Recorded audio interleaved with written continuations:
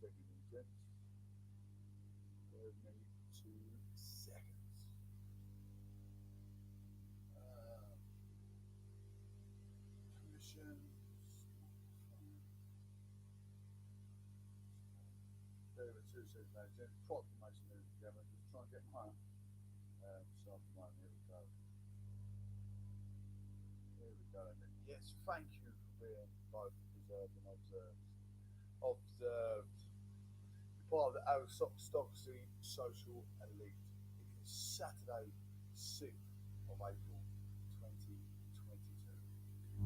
It's Proclamation News and Gavin's back again, methodical with my approach, methodical with my madness, and methodical with my integrity, my optimism. I can be quite flamboyant, quite flamboyant at times.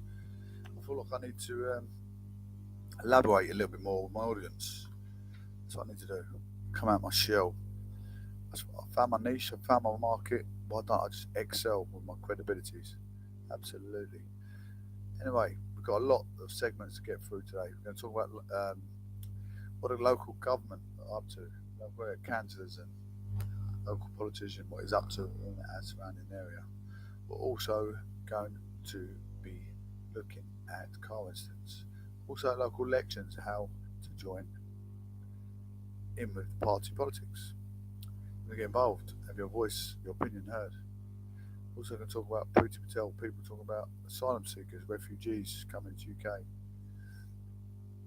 Murder, criminology as well. So I just want to say thank you all for coming through, listening. Thank you everyone at Castbox tuning in right now. We appreciate it. We're over on Spotify, Podcast, Google Cast, YouTube. All you got to do is type in Proclamation News and Gavin's into Google and you will find us. You can find us live on YouTube, you'll find us live on Spotify, you'll find us live on podcasts, you'll find us live on Google Cast and Radio FM as well as Castbox. Just want to say thank you all so much for joining in at Proclamation News and Gavin's today. We've got local elections coming up on the 5th of May for local councillors, and the Mayor of London is also up for grabs also. So make sure, if you want to get involved, get your vote across. Register your vote. You've got your poll card for the post. If not, apply online and get your name down. Anyway, we're going to look at the cars inside the UK. So think safety, think first. Make sure you got driving license, tax, insurance. Make sure your car has got MOT up to date. Check your tyre pressure, make sure they've got plenty of sufficient air pressure in the tyres, make sure your tyres are not bald. Check your engine oil, water coolant tank, make sure it tops up to the maximum level. Do not enter your vehicle under the influence of sleep deprivation, unlimited alcohol, narcotics. Make sure you and passengers have seatbelts on and babies have seatbelts adjacent to the car seat. Check for further road safety signs, further police instructions, and road workers. Drive vigilantly around road workers just in case they're leering from behind the house fencing. Just be very, very vigilant. Check your centre mirror and wing mirror before acting into a safe, sufficient directional choice. Do not eat while you're at the steering wheel. Especially do not drink while you're at the steering wheel. And do not be on your mobile phone. Many hazards on the road ahead. So think safety, think first. In Essex, culture right now. A120 slow traffic on A120 eastbound before A12 London Road, junction 25 Marks Day. Travel time is 10 minutes. 3:54 p.m. is first reported. Just got past Chelmsford. Queuing traffic on the A12. Queuing traffic on the A12. In Gatestone bypass northbound from junction 12 A1023 Chelmsford Road. Mount Nessing, Shenfield to junction 13 B1002 in Gatestone. Travel time is 15 minutes. 3:36 p.m. is first reported. On the M11, slow traffic and traffic heavier than normal on the M11. Southbound from junction 7 A414 Keynes Lane, Harlow to junction 6 M25 to junction 27. 3:28 p.m. first reported. East London, Very slow traffic on the A406 North Circular eastbound from A118 Ilford Hill, Ilford flyover to junction A13 Newham Way, Beckton roundabout, 2:41 p.m. Good look in Housestead. A131. Very slow traffic on A131 High Garnet northbound from B1053 Broad Road, the Fisty Green roundabout to A1017 Gosfield Road. Any construction at temporary traffic lights are in place. 20 past 2 a.m. Cambridge, last but not least. M11, very slow traffic and traffic heavier than normal on M11 northbound from junction 10 A505 Oxford to junction 13 to A303 Madingley Road, Madingley, Cambridge. This is first reported at 3:43 p.m. Just want to say thank you all for tuning in today's Proclamation News and Gabs. You're more than welcome to leave a comment or subscribe to our channel. The more people get involved and their voice heard. So you're more than welcome to leave constructive criticism or something you'd like to make change. Change with your anyone to about the diesel being stolen on a Navy ship out at sea. £250,000 worth of diesel stolen. So when you lot got a diesel car and you're trying to fill up and you realise the diesel bowser is closed down, you can't get no diesel. That's because apparently, supposedly, £250,000 worth of diesel has been stolen off the shore. What I can't get my head around is £250,000 worth of diesel been stolen on a Navy ship. You get three men walking into Tesco, walk past security with no front teeth. That security guard's going to keep an eye on them blokes with no teeth the whole time he's in Tesco's. Well, my argument is, how can another ship or a little boat get onto a Navy ship without being seen? Surely they'd have cameras, surely that £250 worth of diesel would be protected, surely. These guys that protect their country, if they can't protect the diesel, then my lord, God give us strength, that's all I can say.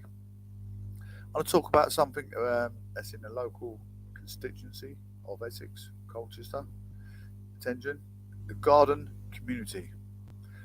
Tension District, Tension Colchester Borders Garden Community is a joint project between Tension District Council, Colchester Borough Council and Essex County Council.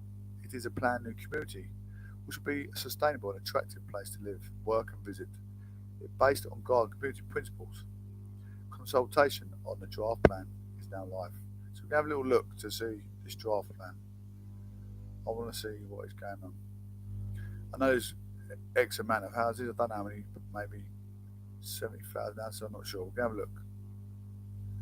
I've made a comment, like a David Attenborough comment, like an environmentalist comment, taking up green space, population growth. Have they accounted for the safety factor of the population of humanity?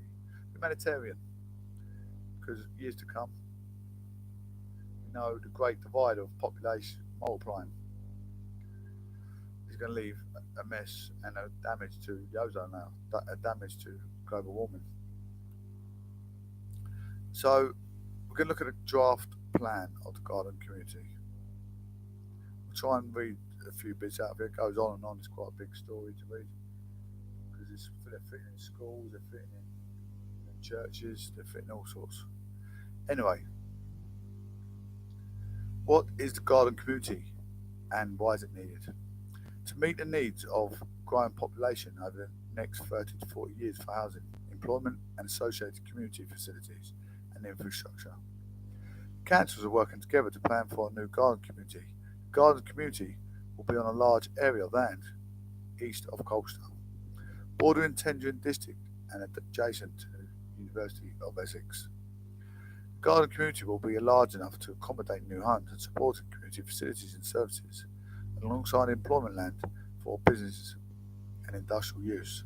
It will be served by a network of green and beautiful spaces to promote wildlife, attractive places, healthy living, recreational activity, sustainable drainage, and to tackle climate emergency.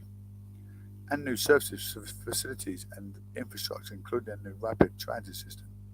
RTS, and a new dual carriageway link road between the A120 and A133. Building a garden community brings the opportunity to create a brand new place for the people to live, work, and play, which will be planned from the start to provide the high quality, energy efficient, and innovatively designed homes. These homes will be located in well designed neighbourhoods to meet a variety of needs and aspirations as well as jobs. Transport infrastructure, green and blue infrastructure, and leisure and recreation facilities.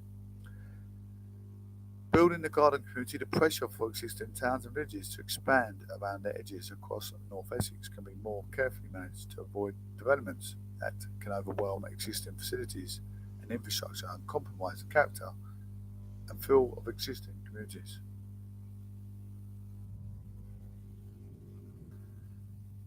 What I want to get to the key points. Anyway, the content of this draft plan has already been informed by the technical evidence. Master planning work and comments received through public engagement activities. However, like the Section 1 local plan, this is more detailed plan will also be the subject of a formal legal process of public consultation, decisions from local elected councillors, and examination by independent planning inspectors once the final version is submitted. It is now a legal requirement that this plan will be reviewed every 5 years to ensure it is up to date and responds as necessary to any changes in the economy and environment or actual changes on the ground, as well as complying with any new government policies. What worries me is, yeah, like I say, we've got the surrounding areas on the seaside. It's just going to bring the sea level in rising. Are these places going to get the Walton Age? It's eroding on the cliffs. They can put more pressure on the cliffs, the more weight on the ground, the less ground, less green space you take away. Who knows? I don't know. I'm not a scientist. I'm not an environmentalist. It's something that they need to look at. Obviously, they can look at the bigger picture. 9 times out of 10, what's going to bring the economy moving as well? More affordable housing. In addition to Section 1 local plan, TDC and CBC each have Section 2 local plans, which contain policies and allocations specific to each council area. TDC adopted its Section 2 local plan in January 2022, and CBC is scheduled to adopt in spring 2022.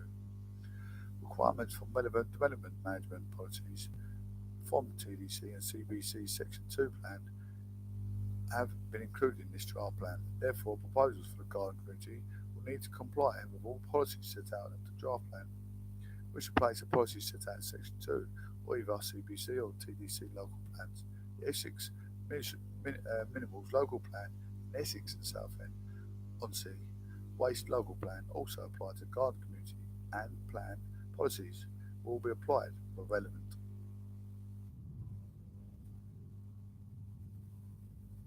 I want to know how many houses. Yeah, so this is what's going to be the adaptation of the actual thing.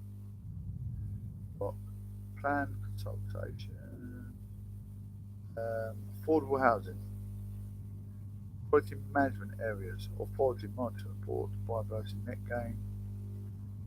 Just like they're doing all safety factor, all the boundaries it needs to meet, carbon positive, keep it organic green, keep it not polluted. Community facilities like schools, universities, libraries, community centres, doctors' surgeries, medical centres and hospitals, public houses and local shops, museums and art galleries, childcare centres, sport recreational facilities, youth clubs, playgrounds, cemeteries and places of worship. It's bringing a whole new town as such in the Thameslink area. It's quite phenomenal. So people don't want to look past their nose to see what's going on. Got no interest in politics, but in politics in every single day life. You know, but respect what local councils and that do.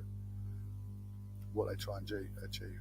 The environmentalists, they're planning permission. Anyway, May the 5th, got our elections. Cancel elections in Scotland. Local elections combined with authority mayor elections and local authority mayor elections in England. Local elections in Wales, Northern Ireland, assembly elections. This is on 5th of May. So get your postal vote in. I am a Conservative. I am a Johnson and I am Conservative. What do you get when you sign up to become a member? Why would you become a member? To have your children's future shaped up nicely, isn't it? You know, if you want your children to get better education, better facilities, more things to do in the area, you need to get yourself involved, have your voice heard. Anyway, to become a Conservative member, it is for under £26 a year. Standard membership is £25 a year. Armed Forces is £15 a year. If you're ex-armed forces, I think it's the same as well. What does your money get you when you become a member? You can help them win elections, choose candidates and vote in leadership elections, take part in our campaigns, come to conference, stand for election, connect with local Conservatives, influence party policy, get the latest from inside the party. We're going to have a quick short break, guys. We've got 2 more segments to go through and we'll end the show. It's lovely to have you guys back on Castbox. I've been on Castbox for a little while, but thank you ever so much for being here, listening. Appreciate everyone on YouTube, Spotify, Anchor, Google Cast. Thank you so much. Appreciate everyone today.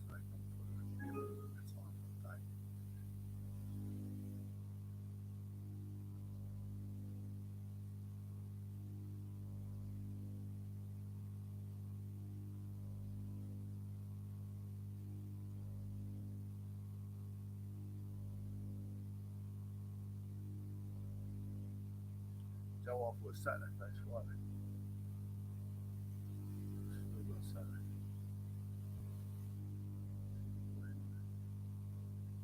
Silly boy. I'll put it on my social media that it is Saturday. I'll have to change the date shortly. When am I for it Saturday? The first is we will maintain a free-flowing border at Dover. We will not impose checks in the port. It was utterly unrealistic to do so. We don't check lorries now. We're not going to be checking lorries in Dover in the future. Absolutely clear, it cannot happen. The second point, well, it can't. Well, it won't. Richard Valentine is the Chief Executive of the British Ports Association. Welcome. How are you? Good afternoon. Very well, thank you. How would you characterise what's happening on the road to Dover? Well, just to pan back to your clip there in Australia, I do remember that actually, and there was some eyebrow raised at the time about checks because they were very much probably checking lorries, of course. But the Transport Secretary is absolutely right. They won't be carried out at the port. They're going to be at the port of Dover. They're going to be conducted inland, and so I think it's probably slightly unfair to say that these people accused are purely counterfeit. I'm sure there are one or two things that contribute, but I think as you mentioned earlier, the fact that P&O took their services out of service and still not the back is yet capacity of the other carriers and what's causing it. Explain why that is. Yes, well, if you take a big chunk of capacity out, very capacity out, whilst those vessels are being repaired with a new crew, both appreciate for commercial, but whilst their safety standards and assessments being undertaken, it needs other carriers, the FPS, Irish Ferries, to shipping lines, the Europe Tunnel, all of this kind of jigsaw. They've been running the numbers ever since the slack, and now we're into the holiday period for passengers and people going away for those Easter breaks. It's all really putting pressure on that route, and coupled with a couple of other anomalies. One is to do with Brexit, the IT systems, which is slowing things down slightly, and another was a ship collision last week, which took one of the DFDS ferries out of service for a few days, and that contributed to the start of this particular run. Why? Because this is the first time, obviously, we've had very long queues of lorries heading to Dover. Why on earth is life so hard for lorry drivers? Why are they being forced to endure many hours without food, water, or being able to cook food? Yeah, I think it's a good point, and I'm not here to kind of try and defend the fact that people are being sat in queues for hours on motorways. I mean, that is the solution, a temporary solution, it should be said, to a problem. And you're right, we have seen instances like this before, of course, the pandemic, when we had restrictions placed on the entry to France, where people had to prove they'd had vaccines, tests, etc. That caused a lot of problems. Just seems whenever there's any kind of blip, any kind of wrinkle, this chaos happens, and I wonder why that is. Yeah, it's a sensitive route, and roll-on, roll-off freight, as we call it in the trade. You can quickly see lorries queue up if you stop ferry sailings or you reduce the amount of capacity there is. And the measure is to queue it up onto the motorways, which, despite what it must feel like if you're in a vehicle with children or just stuck in a lorry cab on your own for many hours, that is actually working. So it keeps the areas around East Kent and Dover town. The word working is doing a lot of heavy lifting there. Well, no, but if you drive, I was in Dover this week, and if you drive around the streets, the local businesses, residents can carry on with their normal activities, etc. But the queues on the motorway, absolutely, and I do sympathise with the people stuck genuinely. I can imagine it must be awful. But yes, it's a temporary measure.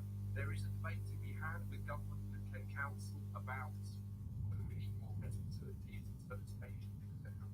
On the A20, the M20, I think there's probably a strong argument now to say that, especially as you've got people using motorway embankments as toilets and places to eat food, etc. It's not very safe or healthy. And just to sort of come back to where we started and the point about Brexit, hard to quantify the move from the new government won't happen, and all these other things were happening. What would we be seeing? What would these queues be like? I think we would still be seeing queues based on the situations that's arisen from P&O taking decisions, but it's yes, I think it has taken you're aware it's taken out a big chunk of capacity on that route. I think there's one or two things that would probably work a little bit better in terms of customs controls and cross-border controls, which don't help. But I think it's unfair to suggest at this time that is causing this primarily.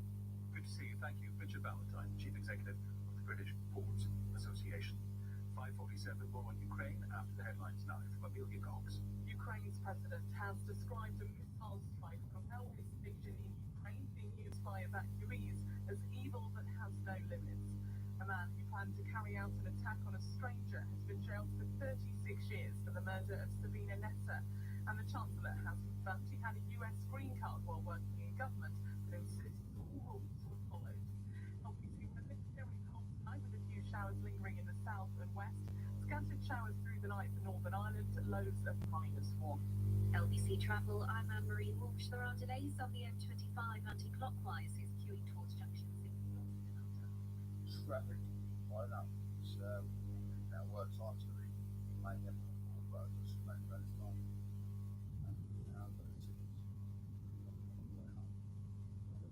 I'm investigating social work. Myself investigating social work, one accident. Looking at things like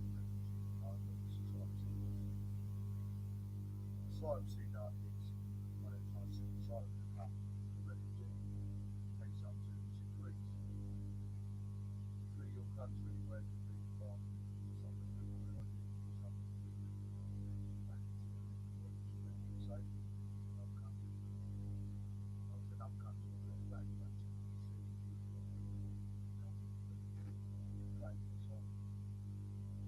stuff that country very well. Let's help them. Sometimes, I mean, people like this obviously get mates over and make things. Some people don't get there. It's certain in the country. You know, not something. A bit dramatic.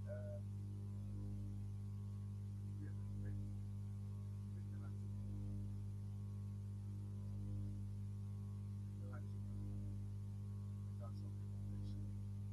They've had a hard time in the country. And it's the same with them. They're out there, but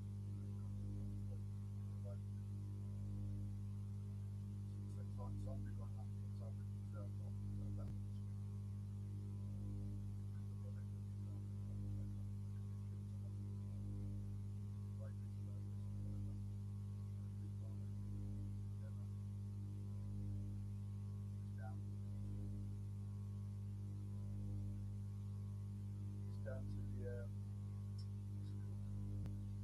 Home Office. Down to the Home Office. Plus, Ukraine refugees tell bulldozer.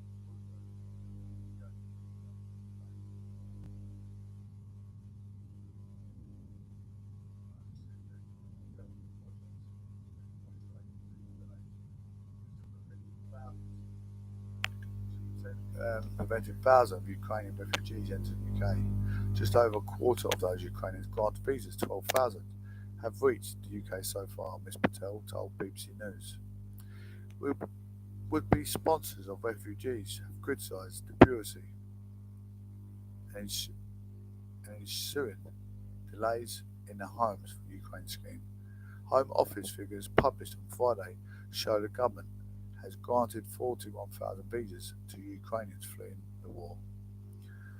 Of the visas granted, 28,500 were issued under the Ukrainian Family Scheme and 12,500 under the Homes for Ukraine scheme, to allow people to sponsor Ukrainian refugees.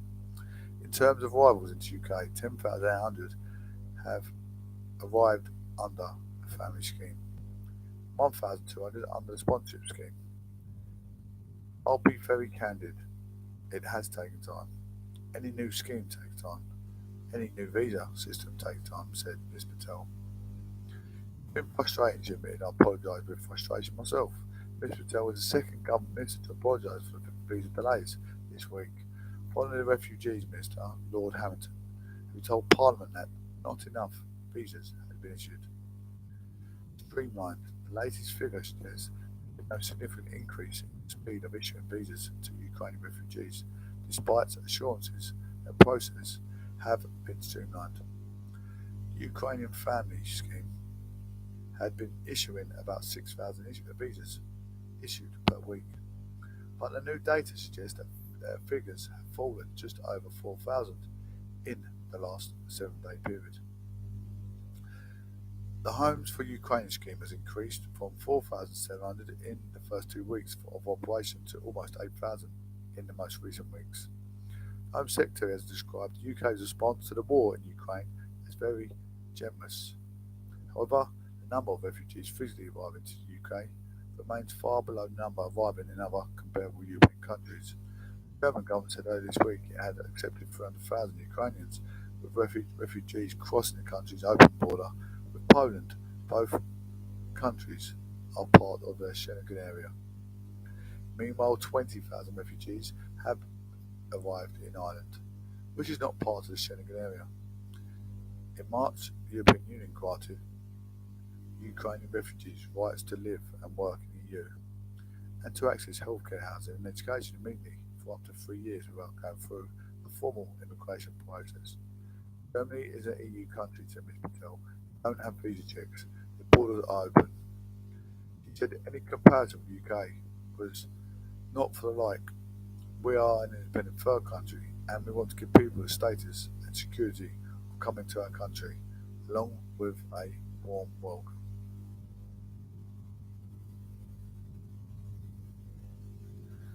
Desperate wait. Fruit farmer Chris Tattersall from Torrington in Devon is waiting for the visa to be approved for a refugee family he is sponsoring. Mr. Tattersall and his wife Anne said they had long wait after submitting visa applications for a woman their contact named Elena, her elderly parents and younger daughter. The family who are waiting in Poland told the application had been accepted 6 days later.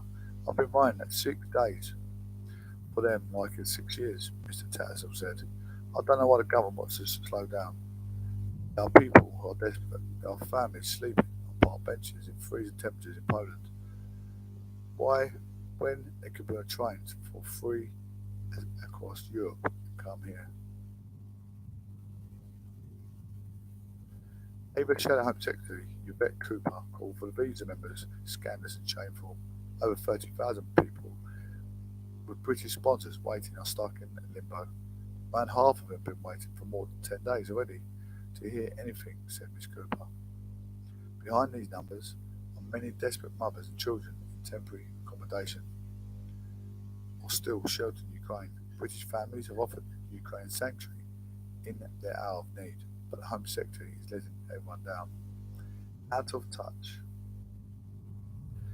Refugee Council accused the government of choosing control over compassion, arguing that visas for Ukrainians should be waived in short term, asking Ukrainian families who are scared, exhausted and traumatized to fill out a long and complex visa application is unacceptable and totally out of touch with the terrifying situation they find themselves in, said the charity's chief executive. Enver Solomon, Priti Patel said she wanted to avoid a repeat of Windrush scandal, in which people who moved to the UK from the Caribbean later faced deportation. The Home Office kept no record of these granted leave remain and issued no paperwork, making it subsequently difficult for the Windrush arrivals to prove their legal status, and in 2010 destroyed landing cards belonging to those Windrush migrants, creating further problems. Ms Patel also stressed the importance of security checks, while insisting those checks were not causing delays to the system.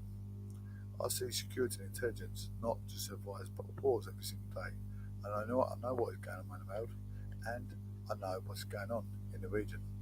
I know what Russia is capable of.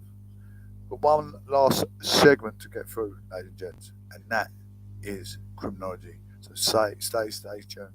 Let's look at the metropolitan lunatic asylums that we live amongst. So stay tuned.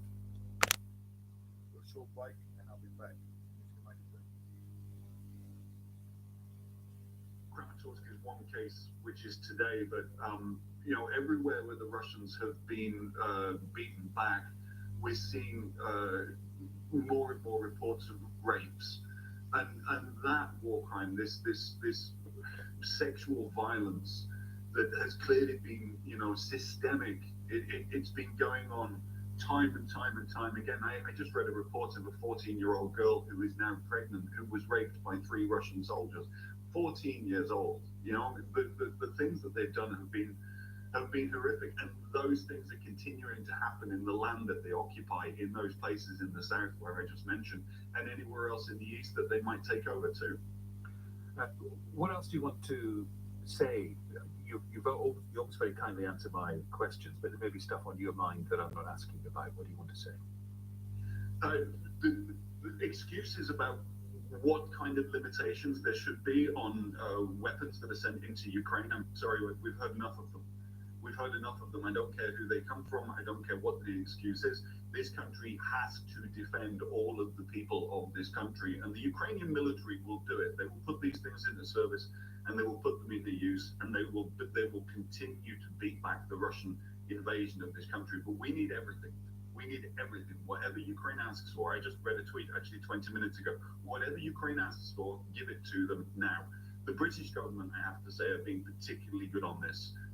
Slovakia just sent in a very important anti-aircraft system as well. But we need everything. We need tanks. We need guns. We need air assets. We need to defend the skies of this country, and there can't be any more excuses about why not. Everything that we use in the defense of Ukraine is a defensive weapon. By nature, by definition, it's all defensive. Give us the lot. Paul, thank you. We'll talk soon. Paul Ireland. At 9 tonight on LBC, the LBC Consumer Hour with lawyer Dean Dunham. Now at 6 o'clock, Andy Pierce. Thanks, Eddie. Coming up, we'll be talking about whether Will Smith should be stripped of his Oscar. It would be only the second time in the history of the Academy. Also, Marine Le Pen closing the gap with Emmanuel Macron in that French presidential election. British cycling has banned the transgender athlete from a competition. How fair is that decision? But first, the Chancellor Rishi Sunak, his political difficulties deepen. First it was his wife's non-dom tax affairs. Now we learn he had a green card a year after he became Chancellor. Is it all over, politically, for the Chancellor?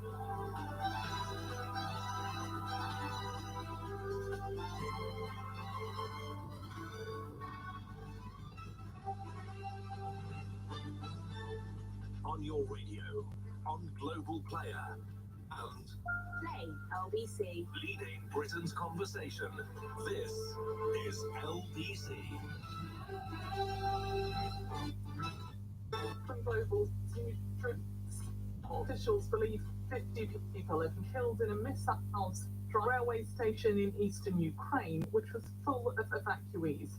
The regional governor for Donetsk says a further 12 people have died after being taken to hospital. Thousands are said to have travelled there to try to escape Russian attacks. Barry K. Vermack is a video journalist for AFP and is in Kramatorsk. Proclamation, Amir. Proclamation. It's the prodigious, it's the poem from Professor Johnson, proclamation. Well, they thank you for coming through listening. Got one more segment to get through. We'll talk about the Essex criminology. The Metropolitan Lunatic Asylum we live amongst in humanitarian. Let's have a look. Teenager, jail for life over murder of 21.